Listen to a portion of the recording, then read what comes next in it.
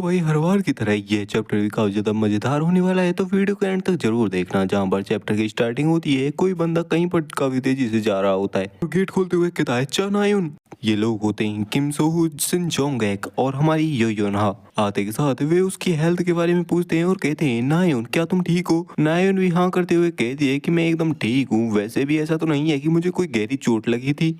हमारी योना को तो सारी चीजों के बारे में पता था, जिस वजह से उसे इतना शांत देखकर उसे भी काफी बेचैनी होने लगती है। वह कहती है चानायुन।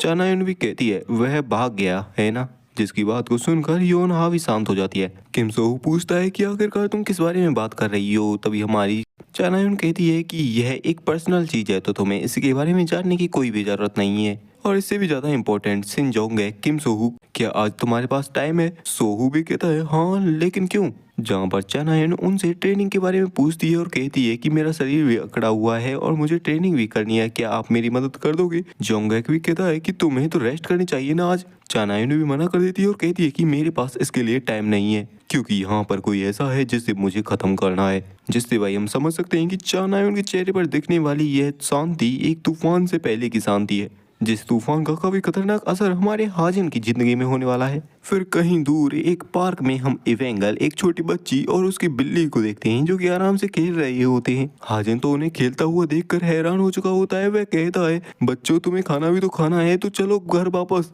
और मन में भी सोचता है मुझे बच्चों के स्टेमिना को अंडर एस्टिमेट नहीं करना चाहिए। इवेंगल भी काफी क्यूट लुक के साथ पूछती है क्या आज भी हाजिन हमारे लिए खाना बनाएगा। हाजिर भी कहता है क्यों नहीं, आखिर तुम क्या खाना चाहती हो। एवेंगल की तो सीधी सी मांग होती है, वह कहती है कि मुझे मीट खाना है। जिसकी बात को सुनकर हाजिम भी अपने मन में सोचता है एवेंगल सच में एक मांसाहारी बनती जा रही है। तभी हमारे हाजिन की नजर एवेंगल के पीछे खड़ी उसी लड़की पर जाती है, जिसे देखकर हाजिन कहता है हे योन क्या तुम भी आना चाहोगी। जिसकी बात को सुनकर हे योन काफी ज्यादा खुश हो जाती है। वह कहती है क्या सच में। हाँ भाई यह लड़की हमारी एवेंगल की दोस्त है, जो कि इसी पार्क में इसकी दोस्त बनी थी। मुझे लगता है कि यह भी इस अपार्टमेंट कॉम्प्लेक्स में रहती है, लेकिन किसी कारण की वजह से यह ज़्यादातर टाइम अकेले बिताती है, जिस वजह से मैं भी अपने आप को इसका ध्यान रखते हुए पाता हूँ। तभी वहाँ पर कोई हेयोन का नाम चलाते हुए पीछे से आता है। हमारा हजन भी मन में सोचता है क्या ये हेयोन के पेरेंट्स हैं। हेयोन को वहाँ पर देखकर वह भी कहती है ओ माय गॉड हेयोन, आखिरकार आखिर तुम किसको फॉलो कर रही हो। लेकिन हाजिन और वह लड़की जब एक दूसरे को देखते हैं, हाजिन भी कहता है वाइस कैप्टन। हाँ भाई वे दोनों एक दूसरे को पहचान जाते हैं। किम हाजिन वाइस कैप्टन को वहां देखकर कहता है क्या हेयोन क्या तुम्हारी बेटी। तभी वाइस कैप्टन उसे रोकते हुए कहती है ओ नहीं ऐसा नहीं है, वह तो मेरी भतीजी है, वह मेरे भाई और उसकी पत्नी की बेटी है। वैसे कैडेट किम हाजिन आखिरकार तुम्हारे बारे में क्या, और आखिरकार ये बच्चा किसका है। हाजिन भी कहता है ओह ये भी मेरी भतीजी है। वाइस कैप्टन कहती है क्या, लेकिन आखिरकार वह इतनी सुंदर कैसे हो सकती है। फिर हाजिन भी कहता है आखिरकार मैं इसका क्या मतलब समझूं, क्या मेरी भतीजी सुंदर नहीं हो सकती। उन दोनों के बीच में ही एक ऑकवर्ड सा माहौल छा जाता है। फिर दोनों ही एक दूसरे की बातों पर हंसने लगते हैं। हाजिन भी कहता है मैं बस बच्चों को खाना खिलाने ही वाला था, क्या तुम हमें ज्वाइन करना चाहोगी। वॉइस कैप्टन भी हमारे किम हाजिन के घर पर आ चुकी होती है। हमारे किम हाजिन ने बना दिए होते हैं काफी डिलीशियस खाने, जिस सीन को देखकर वॉइस कैप्टन भी चौंकी हुई होती है और दोनों ही लड़कियों के मुंह से लार टपक रही होती है। वाइस कैप्टन कहती है किम हाजिन मुझे भी नहीं पता था कि तुम कुकिंग में इतने अच्छे होगी। हाजिन कहता है नहीं ऐसा कुछ नहीं है, और वह मन में सोचता है वैसे भी कुकिंग भी हैंडीक्राफ्ट से अफेक्ट होती है, इस वजह से अब मैं खाना ऑर्डर करने के बजाय इवेंकल के लिए अपने हाथों से खाना बनाता हूँ। लेकिन इससे यहाँ पर एक और बड़ी प्रॉब्लम हो चुकी है। इवेंकल ने यह डिक्लेयर कर दिया है कि वह अब से सिर्फ मेरे हाथों को बना ही खाना खाएगी।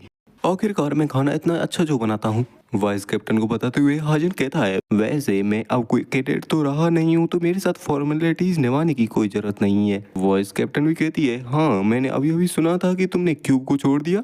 हाजिन भी कहता है हाँ मुझे एक मर्सनरी ग्रुप द्वारा हायर कर लिया गया है। वॉइस कैप्टन भी मर्सनरी ग्रुप के नाम के बारे में पूछती है और कहती है तुम्हारे ग्रेड्स को देखते हुए प्रोबेबली यह होना चाहिए। हाजिन भी कहता है नहीं वह इतनी भी अमेजिंग जगह नहीं है, उनका स्टाइल मेरे स्टाइल से थोड़ा मैच होता है। तभी इवेंगल खाना खाते हुए कहती है जेनोनिमो। हाजिन कह रहा था कि वे जेनोनिमो जा रहा है, जिसकी बात को सुनकर वहाँ पर अलग ही शांति छा जाती है। तभी हाजिन कहता है इवेंगल मैंने तुमसे कहा था ना कि तुम्हें खाना खाते टाइम अपने मुंह को बंद रखना चाहिए। जिसकी बात को सुनकर क्यूट तरीके से इवेंगल भी अपने चेहरे पर हाथ रख लेती है। और तभी अचानक वाइस कैप्टन कहती है क्या तुम्हें जेरोनिमो द्वारा स्काउट किया गया है। हाजिन भी कहता है हाँ चीजें कुछ इस तरीके से ही हो गई।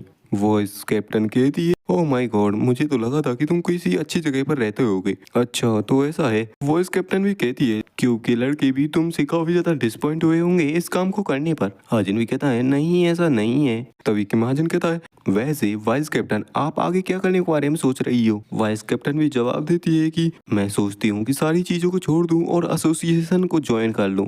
हाजिन भी कहता है क्या एसोसिएशन। वॉइस कैप्टन भी कहती है हाँ मैंने सुना है कि टेम्पल ऑफ जस्टिस में एक पोजीशन खाली पड़ी हुई है। बताया जाता है टेम्पल ऑफ जस्टिस यह हीरो एसोसिएशन के बीच में एक ऐसा डिपार्टमेंट है जो कि यह क्लेम करता है कि वह सबसे ज्यादा स्ट्रॉन्गेस्ट है और इसमें केवल 13 ही मेंबर्स हैं। ह्यूमन ड्रैगन जिसके पास है स्पिरिट स्पीच की पावर। जितने भी नेम्ड कैरेक्टर्स हैं उनमें सबसे ज्यादा ओवर पावर पर्सन है। हाजिन भी मन में सोचता है वह एक ऐसी जगह है जहाँ पर सबसे स्ट्रॉन्गेस्ट पर्सन ही जा सकते हैं। वैसे यून सियोंगा भी इसमें एंटर कर सकती है, वह भी इसके लिए क्वालिफाई है। लेकिन और हाजिन कहता है अगर मैं तुम्हारी जगह पर होता तो मैं कैप्टन की सीट के लिए अप्लाई करता। उस टावर की रेड जब फेल हुई थी वह तुम्हारी गलती नहीं थी वॉइस कैप्टन, यह तो उस कैप्टन की रिस्पॉन्सिबिलिटी थी जिसने इसे फोर्स किया था। यहाँ तक कि मेरे जैसा एक आउटसाइडर भी इसके बारे में काफी अच्छी तरीके से जानता है। तो क्रिएशनिस्ट बेनिवोलेंस में भी ऐसे काफी सारे लोग होंगे जो कि इसके बारे में जानते होंगे और काफी सारे लोग आपको सपोर्ट भी करेंगे। ऐसा तो नहीं है ना कि पॉसिबिलिटी एकदम जीरो है। वाइस कैप्टन भी उसकी बातों को सुनते हुए कहती है कि तुम्हारा विचार एकदम काफी ज्यादा चाइल्डिश है। हाजिन कहता है वेल अभी मैं काफी ज्यादा ही जवान हूँ। मैं सच बताऊं तो सारी चीजों को अगर एक अलग साइड पर रख दिया जाए तो भी यून सियोंगा किसी भी क्रिएशनिस्ट बेनिवोलेंस का पार्ट नहीं बनेगी सिर्फ इसलिए क्योंकि वह अजीब महसूस करती है। वाइस कैप्टन भी हंसते हुए कहती है देखने से ऐसा लगता है कि मुझे यहाँ पर पता ही नहीं चला और मैं यहाँ पर काफी ज्यादा पॉपुलर भी हो गई। हाजिन भी कहता है हाँ तुमने काफी सारा काम किया है और काफी सारे लोगों की जान भी बचाई है। अगर आप टेम्पल ऑफ जस्टिस में जाएंगी तो ये आपके लिए काफी ज्यादा ही इजी रहेगा वॉइस कैप्टन। लेकिन क्रिएशनिस्ट बेनिवोलेंस अपना एक कोर खो देगा और टुकड़ों में बिखर जाएगा और तुम्हें देखने से ऐसा नहीं लगता कि तुम इस चीज की परवाह नहीं करती हो। वॉइस कैप्टन भी कहती है हाजिन मैंने तुम्हें पहली बार देखा था उससे आज तुम एकदम डिफरेंट लग रहे हो। हाजिन भी कहता है क्या सच में। वेल लोग तो बदलते रहते हैं। वॉइस कैप्टन कहती है हाँ ये सच है लेकिन आज की इस एडवाइस के लिए तुम्हारा शुक्रिया। हाजिन भी कहता है अरे नहीं ऐसा कुछ नहीं है और फिर वह वहां से जाते हुए कहती है कि मैं इन सारी ही चीजों को अपने भाई को बताऊंगी और कल सुबह मिलते हैं हेयोन, जहाँ पर हेयोन भी उसे बाय बाय कर रही होती है। यानी कि हेयोन आज हमारे किम हाजिन के रूम पर ही रुकने वाली है। तो ये हाजिन भी पीछे से चलाते हुए कहता है ओ हाँ वॉइस कैप्टन सोहू आपकी कॉल के लिए इंतजार कर रहा है। जिसकी बात को सुनकर वह तो अपनी जगह पर ही जम जाती है और काफी ज्यादा ही ब्लश करने लगती है। उसके ऐसे चेहरे को देखकर हमारा हाजिन भी हंसने लगता है और इसी के साथ यह प्यारा सा चैप्टर यहीं पर एंड होता है।